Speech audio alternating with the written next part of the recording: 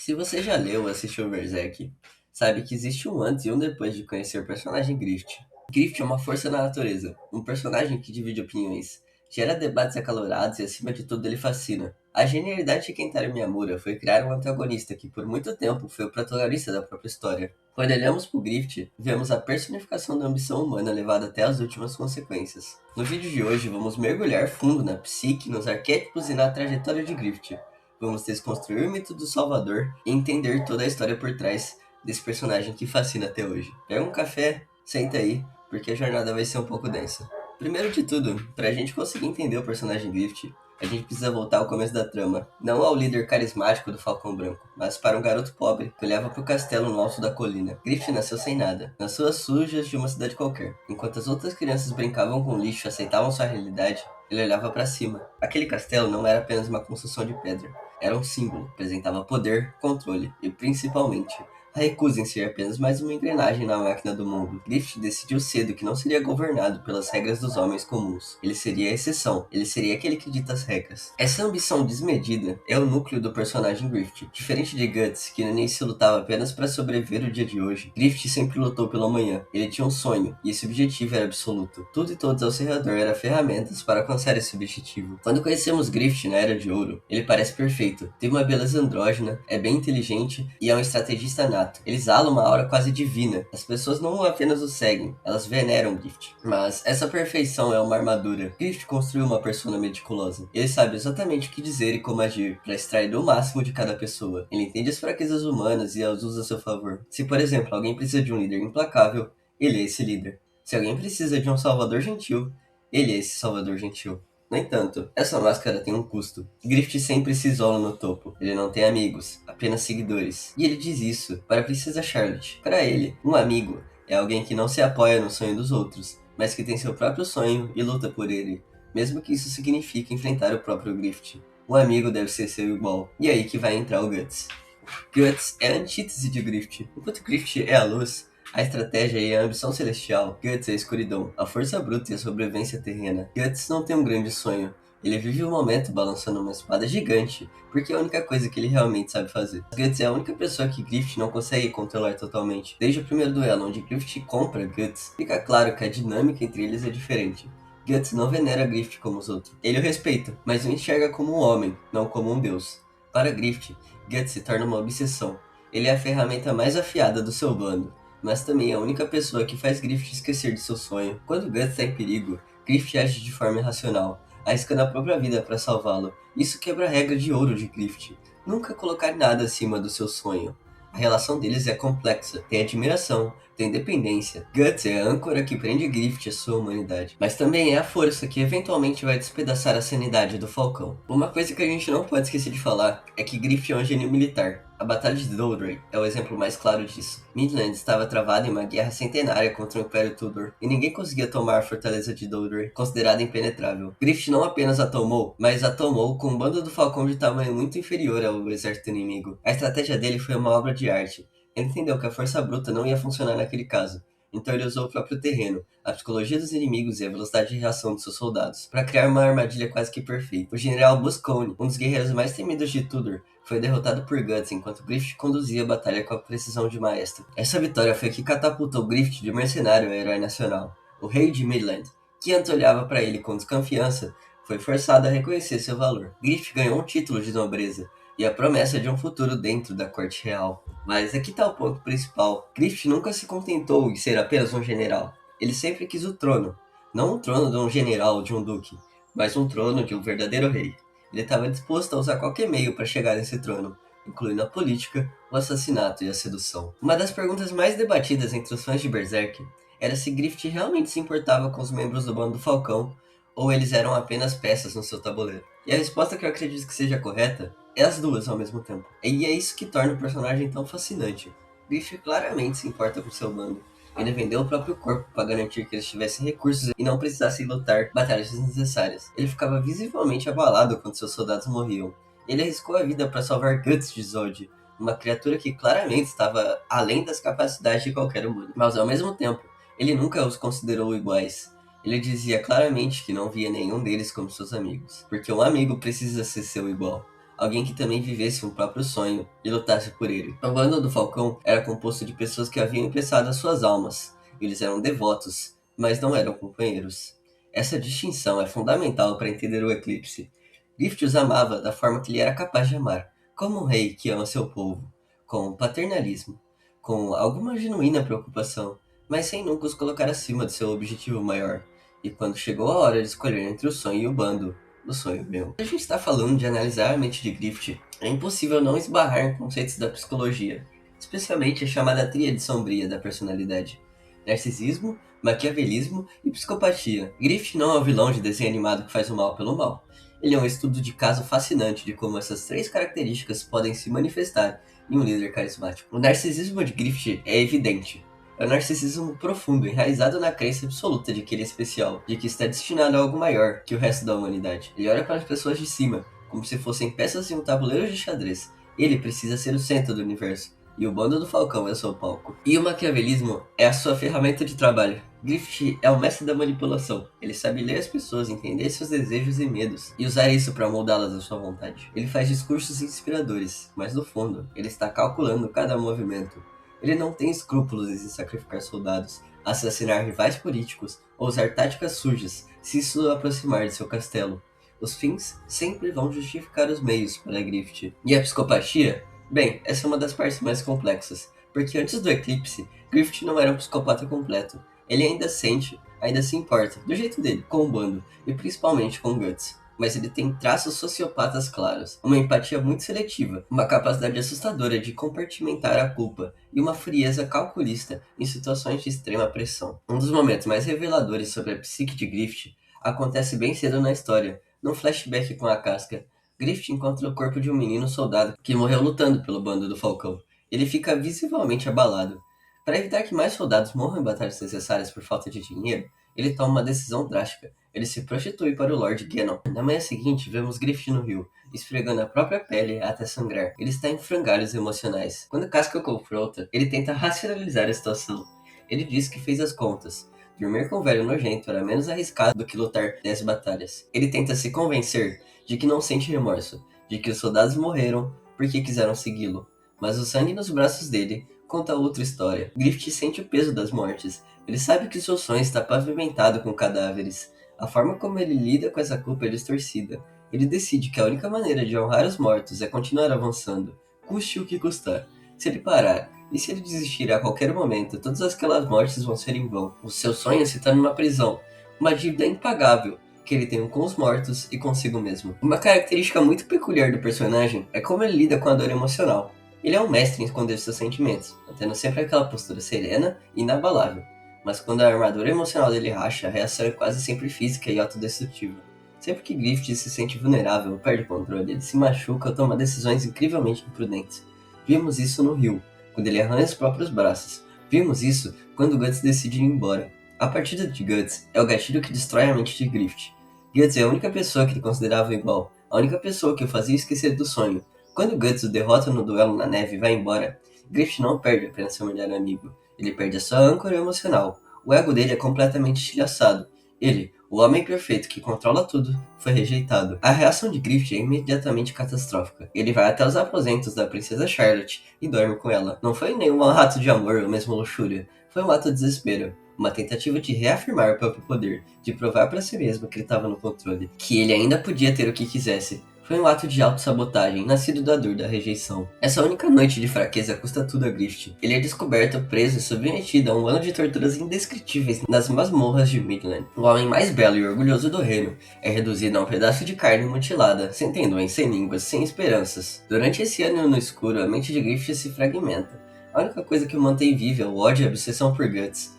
Guts foi o motivo da sua queda, mas também a única luz na escuridão. A psique de Griffith, que já era frágil e sustentada apenas pelo ego e pelo seu sonho, colapsa de forma definitiva. Quando o bando do Falcão finalmente resgata, Griffith não é mais aquele líder carismático. Ele mal consegue se mover. E o pior golpe não é a dor física, mas a pena.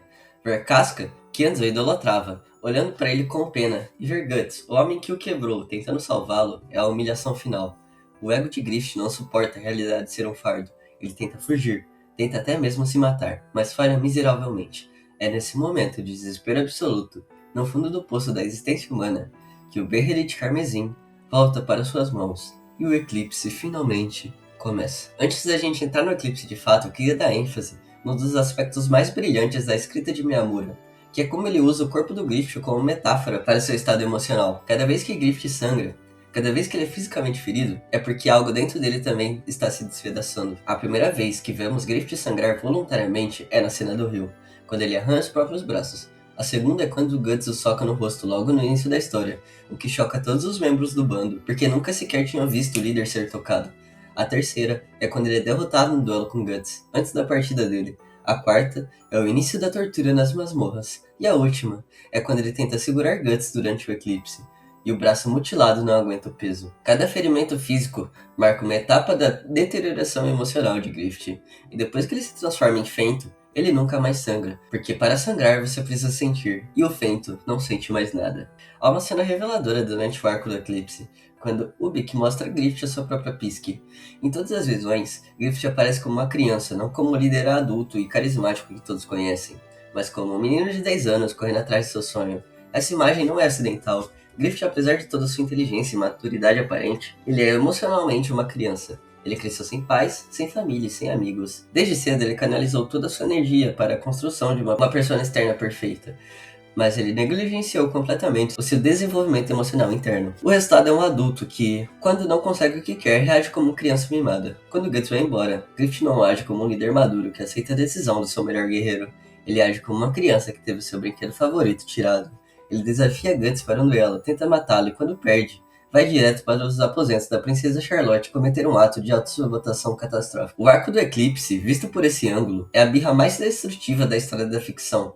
É uma criança que, ao não conseguir o que quer, decide destruir tudo o que tinha. Quando olhamos para a figura de Griffith, especialmente na Era de Ouro, a primeira imagem que vem à mente é de um anjo. Ele é desenhado com traços andrógenos, cabelos brancos esvoaçantes, armadura prateada e uma beleza quase etérea. Mas essa imagem angelical é na verdade a preparação para um dos arquétipos mais antigos e poderosos da literatura, o anjo caído. A comparação mais direta e óbvia é com Lúcifer, o portador da luz. Na mitologia cristã, Lúcifer era o anjo mais belo e perfeito de Deus. Seu orgulho, sua ambição e seu ego o levaram a se rebelar e, consequentemente, a cair no abismo, transformando-se no demônio supremo. A trajetória de Griffith segue exatamente essa cartilha. Ele é a figura mais brilhante do seu mundo, amado e reverenciado, mas o seu orgulho e seu ego, e a crença de que ele está acima de todos os homens comuns e que merece um reino só para si, é a sua ruína. Quando Griffith perde tudo, ele é forçado a confrontar a sua verdadeira natureza. E assim como Lúcifer, quando Griffith cai, ele não busca redenção, ele abraça a escuridão. A transformação dele em Fento, o quinto membro da mão de Deus, é a consumação desse arquétipo. O anjo de luz se torna um demônio das trevas, com asas de morcego e uma armadura negra que parece feita de músculos e ossos expostos. Ele abandona sua humanidade para se tornar um deus sombrio. Para entender um pouco mais sobre a filosofia por trás das ações de Griffith, vamos falar um pouco sobre Nietzsche. Berserk é uma obra profundamente influenciada pelo existencialismo e pelo niilismo, e Griffith é a personificação de dois conceitos centrais de Nietzsche: a vontade do poder e o além do homem, ou super-homem. A vontade do poder para Nietzsche não é apenas o desejo de dominar os outros, mas a força motriz fundamental do universo, o impulso de crescer, de se expandir, de superar obstáculos e de afirmar a própria existência. Griffith é a vontade do poder encarnada. Desde criança ele se recusa a aceitar o lugar que a sociedade lhe deu. Ele quer o castelo, ele quer moldar o mundo à sua imagem. O além do homem é um indivíduo que transcende a moralidade comum e cria seus próprios valores. O além do homem não se curva às regras dos fracos, ele dita as regras. Griffith age exatamente dessa forma. Ele não sente remorso por sacrificar soldados ou assassinar inimigos, porque na visão dele essas ações são necessárias para alcançar seu objetivo superior. Ele opera em uma moralidade própria, onde a única coisa boa é o que aproxima do seu sonho, e a única coisa ruim é o que afasta dele. O problema é que ao tentar se tornar o além do homem, Griffith perde a sua humanidade. Nietzsche alertava que aquele que luta contra monstros deve tomar cuidado para não se tornar um monstro. Griffith não apenas lutou contra monstros, ele se tornou o pior deles. Saindo um pouco agora do personagem e entrando um pouco mais sobre o simbolismo do Falcão. O Falcão é um animal espiritual de Griffith, e a escolha de Kentaro Miyamura não poderia ser mais perfeita. O Falcão é uma ave de rapina majestosa, que voa alto, acima de qualquer coisa, observando o mundo com uma visão aguçada. Ele é um predador solitário, rápido, letal e implacável. Griffith é exatamente isso. Ele voa acima dos homens, inalcançável. Guts até comenta isso em algum momento. O Griffith está sempre olhando para o céu, nunca para baixo, onde as pessoas normais rastejam. O Falcão precisa do céu aberto. Ele não pode ser engaiolado. Quando Griffith é preso e torturado, ele é como um falcão, com as asas cortadas. A pior tortura para ele não foi a dor física, mas sim a perda da liberdade e da capacidade de realçar voo. Ele foi forçado a rastejar na lama, a depender da pena dos outros. Para um predador dos céus, isso é tipo um destino pior que a morte. Quando ele renasce como Fento, as asas voltam, mas agora são asas de trevas. Ele não é mais o falcão branco que traz esperança. Ele é o falcão das trevas, que vai trazer o desespero. O simbolismo de Griffith fica ainda mais rico quando contrastamos com Guts. Se Griffith é o falcão que voa alto, Guts é o cão negro, ou lobo que luta na terra, sujo de lama e sangue. O falcão é elegante, distante, focado no horizonte. O cão é visceral, leal, feroz e focado no momento presente. Guts não tem um grande sonho, ele luta para proteger aqueles que ama e para sobreviver, enquanto Griffith sacrifica os outros para alcançar o céu. Essa dicotomia é o coração de Berserk, é a batalha entre idealismo egoísta e pragmatismo altruísta. Griffith representa a ambição que consome tudo ao seu redor, enquanto Guts representa a resiliência humana que se recusa a ser consumida. Kentaro Miyamura declarou abertamente que Macbeth de Shakespeare foi uma das suas inspirações para Berserk.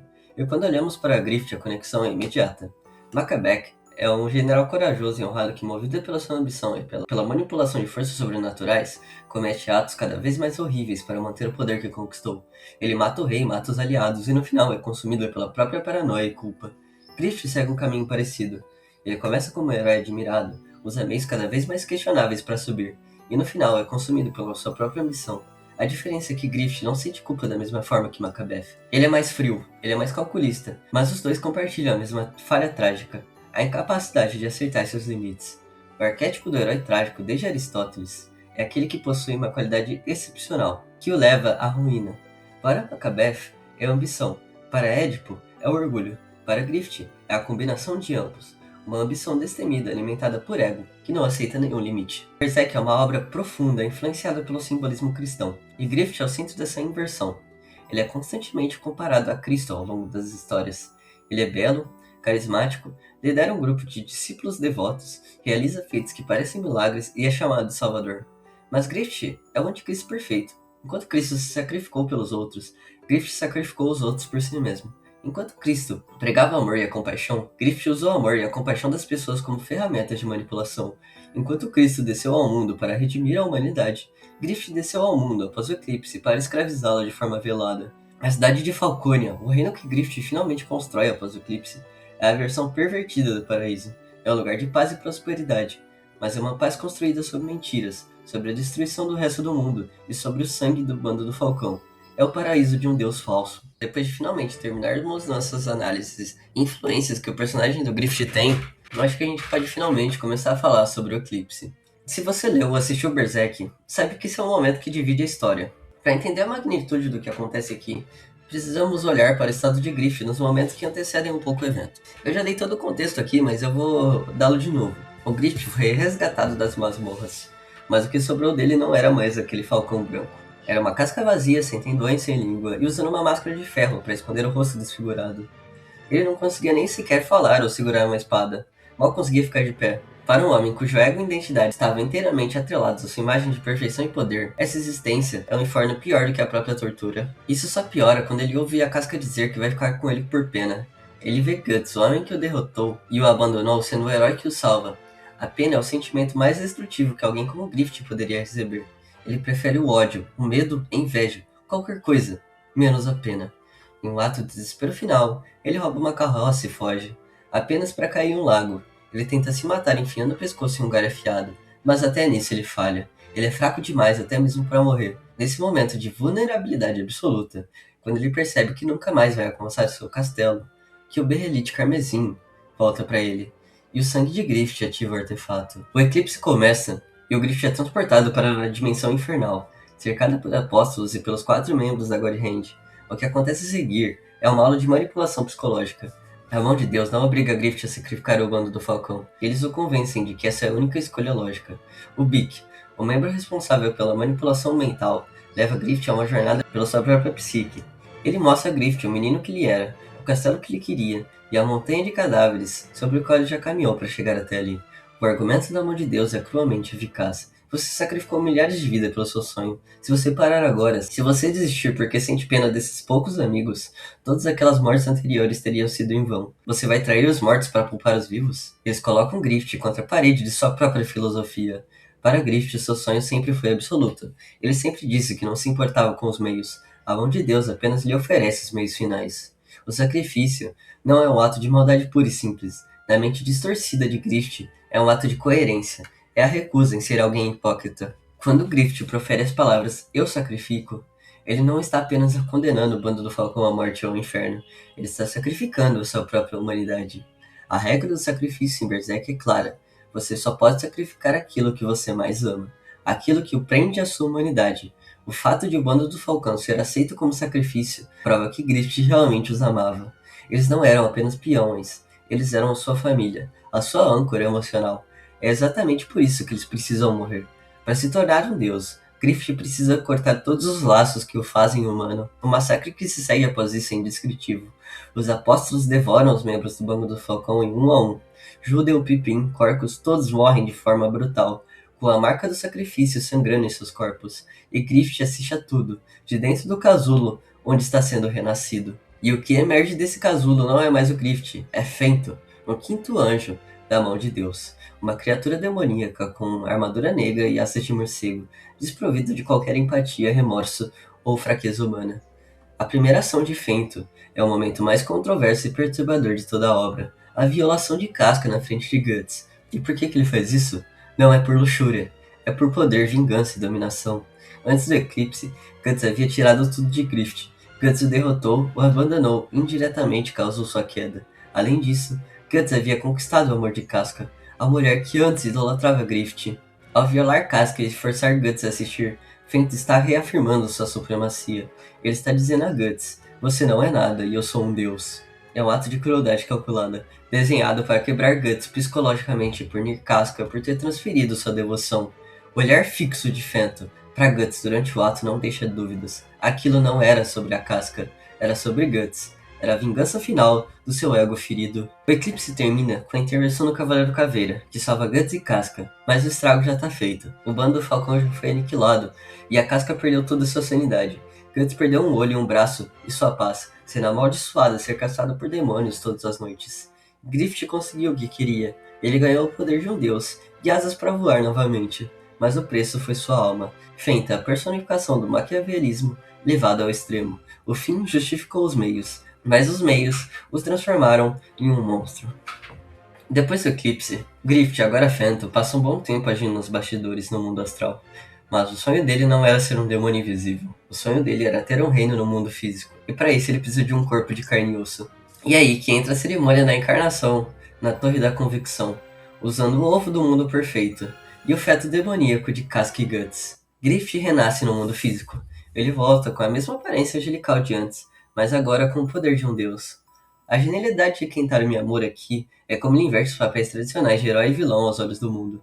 Enquanto Guts, o verdadeiro herói, anda por aí vestido de preto, com uma espada gigante, matando monstros e sendo visto como um demônio sanguinário, Griffith volta como Falcão da Luz. A religião de Milner, a Santa Sé, tem uma profecia sobre o Falcão, que traria a luz na Era das Trevas. Griffith se apropria dessa profecia. Ele aparece em sonhos para as pessoas, salva o Papa, lidera exércitos contra os invasores Kushan e se torna o salvador indiscutível da humanidade.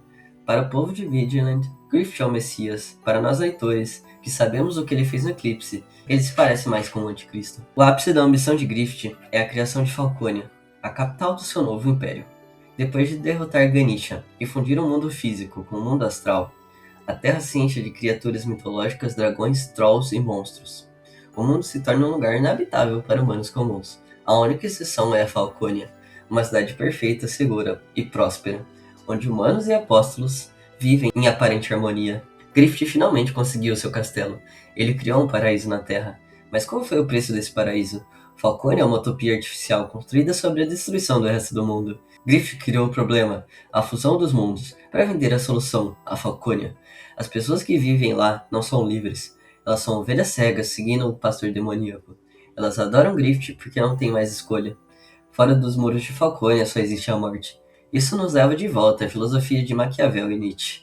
Griffith finalmente alcançou o poder absoluto e moldou o mundo à sua vontade. Ele é o além do homem que criou a sua própria realidade. Mas a paz de Falcone é uma mentira, sustentada pelo sangue do bando do Falcão e pela ignorância de um povo.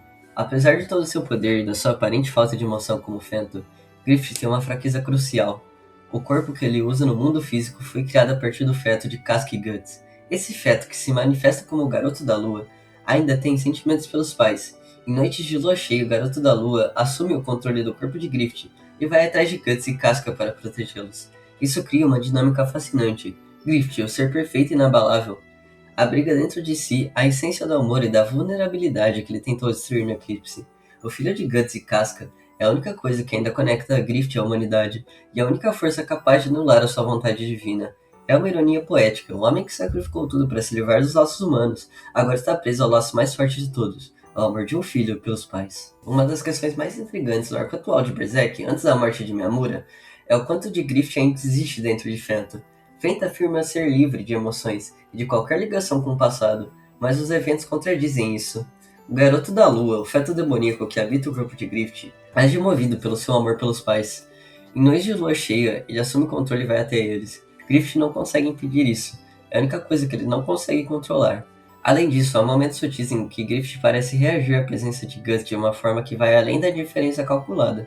Quando os dois se encontram novamente no Arco de Falconia, há uma tensão que não é apenas de inimigos, é a tensão de duas pessoas que foram em algum momento a coisa mais importante uma para a outra. Miyamura nunca resolveu essa questão antes de morrer, e talvez seja melhor assim. A ambiguidade é a parte que torna Griffith tão fascinante. E finalmente, chegamos ao fim da nossa análise. E a pergunta que fica é, por que Griffith nos fascina tanto? A resposta é que Griffith é o espelho das nossas próprias ambições levada ao extremo. Todos nós temos sonhos, todos nós queremos ser especiais, todos nós em algum momento já pensamos que os fins justificam os meios. Todos nós já pensamos em sacrificar coisas para que os nossos sonhos se realizassem. Griffith é aterrorizante. Não porque ele é um monstro feio que quer destruir o mundo, mas porque ele é carismático e quer salvar o mundo do jeito dele. Ele nos faz questionar até onde iríamos pelos nossos objetivos. Ele nos mostra que a linha entre um líder visionário e um tirano psicopata é muito tênue. Ele é um anjo caído perfeito, um personagem trágico que, na busca por se tornar um deus, perdeu a única coisa que o tornava humano, a capacidade de amar e ser amado sem segundas intenções. Guts luta contra o destino, contra deuses e contra os monstros, sangrando a cada passo para proteger o que restou de sua família. Griffith aceitou o destino, se tornou um deus e sacrificou a sua família para construir um império de mentiras. No fim das contas, Berserk não é apenas uma história sobre espadas gigantes e demônios, é uma história sobre o que significa ser humano.